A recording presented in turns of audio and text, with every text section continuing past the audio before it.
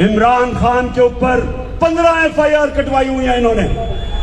تم 15 نہیں 1500 کٹوا دو, میں تمہارا پیچھا نہیں چھوڑوں گا.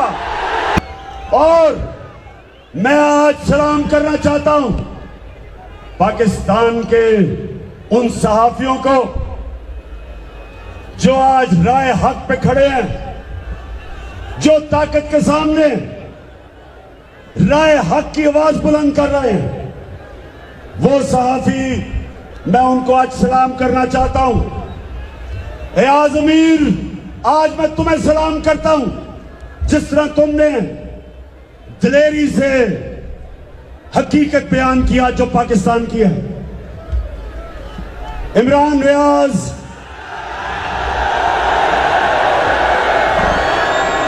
عمران ریاض, تمہیں بھی آج ہم سلام کرتے ہیں کہ جس کے دل میں اللہ لا الہ الا اللہ ڈال دیتا ہے وہ اس کے خوف دور کر دیتا ہے. وہ خوف کے بت کو توڑ دیتا ہے. عمران ریاض, ساری قوم نے دیکھا تمہارے سے کیا ہوا. صرف ایک مقصد ہے ان ڈاکوؤں کا کہ کسی طرح قوم کے اوپر اتنا خوف پھیلا دو قوم پہ کہ قوم چپ کر کے ان کو تسلیم کر لے. سن لو تم سب جو اوپر بیٹھے ہوئے ہو اور یہ جو صحافیوں کے اوپر ظلم کر رہے ہو, اور یہ تم آج یہ کہ زرداری جو اس ملک کی 30 سال سے بڑی بیماری ہے,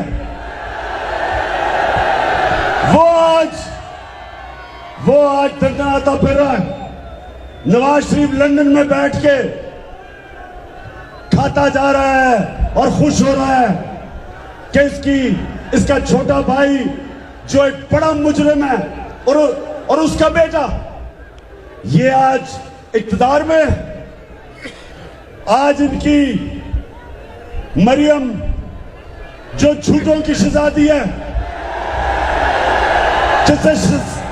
جس کا مسئلہ ہے کہ اسے سچ ہی نہیں بولا جاتا, آج وہ جو سزا یافتہ ہے, بیل پہ ہے, ضمانت پہ ہے, اس کو آج پرائم منسٹر کا پروٹوکول مل رہا ہے. آج وہ صحافی جو اپنے ضمیر بیچتے تھے وہ آج دان نکال کے پھر رہے ہیں.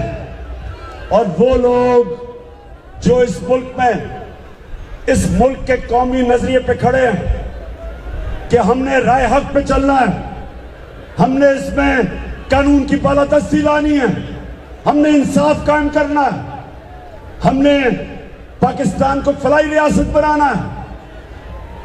آج ان لوگوں کے اوپر کیسز, پولیس کے اندر FIR, حلیم عادل شیخ جو اپوزیشن لیڈر ہے تحریک انصاف کا سندھ میں, اس کو جیل میں ڈالا ہوا ہے, اور مراد علی شاہ جیسا کرپٹ آدمی چیف منسٹر بنا ہوا ہے. میرے پاکستانیوں یہ یاد رکھو, اللہ کو حکم ہے امر بالمعروف والنہی عن المنکر.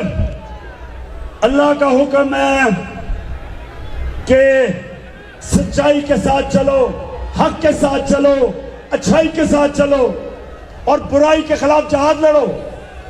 یہاں ہمیں یہ کہا جا رہا ہے کہ اگر تم برائی کے ساتھ نہیں کھڑے ہو گئے تو تمہارے پر FIR کٹے گی, تمہیں جیلوں میں ڈالا جائے گا. آج یہ ہمیں کہہ رہے ہیں اس پاکستان میں جس کا نظریہ تھا, جس کا نعرہ تھا کہ پاکستان کا مطلب کیا, ہمیں کہا جا رہا ہے کہ اگر تم ان چوروں کو اپنے اوپر مسلط کرنے سے انکار کرو گے, ہمیں یہ کہا جا رہا ہے کہ اگر تم یہ کرو گے تو تمہیں سزائیں ملیں گی, جیل بھیجا جائے گا. تو میں اپنی قوم کی طرف سے ان سب کو آج آخر میں پیغام دینا چاہتا ہوں, جو بھی آج تمہارے ساتھ ہوگا، جو تمہارے ساتھ آج کھڑا ہے، جو ان چوروں کے ساتھ کھڑا ہے، میری آج پیشن گوئی سن لو. آپ بھی آخر میں یہ قوم کے سامنے آپ کا احتساب ہوگا، ان چوروں کا احتساب ہوگا. یہ قوم کبھی تمہیں معاف نہیں کرے گی. قوم نہ قوم ان کو معاف کرے گی، نہ اس ملک کی تاریخ ان لوگوں کو معاف کرے گی جو یہ چور ان کے ساتھ کھڑے ہیں، جو ہمارے پر جو مسلط کر رہے ہیں. یہ تاریخ ان کو معاف نہیں کرے گی. اور یہ زیادہ دیر نہیں ہے. اگر آپ لوگوں کا راستہ پرامن احتجاج کا، ان کی آزادی رائے کو روکیں گے تو آپ ملک کو انتشار کی طرف دھکیلیں گے. یہاں بھی سری لنکا والا حال ہوگا، یہاں بھی جو لبنان میں حال ہو رہا ہے وہ ہوگا.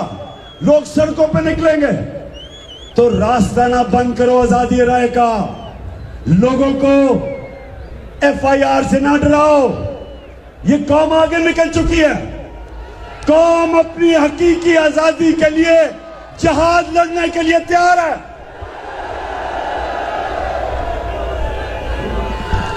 آخر میں میجر صاحب، میں آج آپ کو ایڈوانس مبارک دے رہا ہوں کہ ساری قوم آپ کے ساتھ ہے اور انشاءاللہ الیکشن آپ جیتیں گے.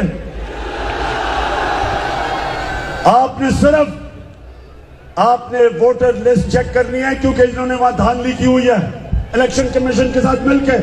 اور دوسرا، پولنگ ڈے کے اوپر ہر پولنگ سٹیشن کے اوپر مجھے 90 موڑ کے نوجوان، دلیر نوجوان چاہیے کہ کسی کو دھاندلی نہ کرنے دے. پاکستان زندہ باد. اب سب کو اب میں سب کو خراج تحسین پیش کرتا ہوں. خاص طور پہ اپنی بہنوں کو کہ اتنی بارش اور اتنے پانی کے باوجود اتنی تعداد میں جو آج آپ یہاں آئے ہیں، میں آج آپ کا دل سے شکریہ ادا کرتا ہوں. بہت بہت شکریہ آپ کا. اب میں خاص طور پہ اپنے نوجوانوں آپ سے مخاطب ہوں. میرے نوجوانوں، یہ ملک بنا تھا دو قومی نظریے پہ. ہمارے عظیم لیڈر قائد اعظم نے جدوجہد کس چیز کی لڑی تھی؟ انہوں نے کہا تھا کہ ایک طرف انگریز کی غلامی کے بعد ہندوؤں کی غلامی، اور ہم ایک آزاد قوم چاہتے جس کا نعرہ تھا کہ پاکستان کا مطلب کیا، لا الہ الا اللہ، کہ ہم ایک آزاد قوم ہیں.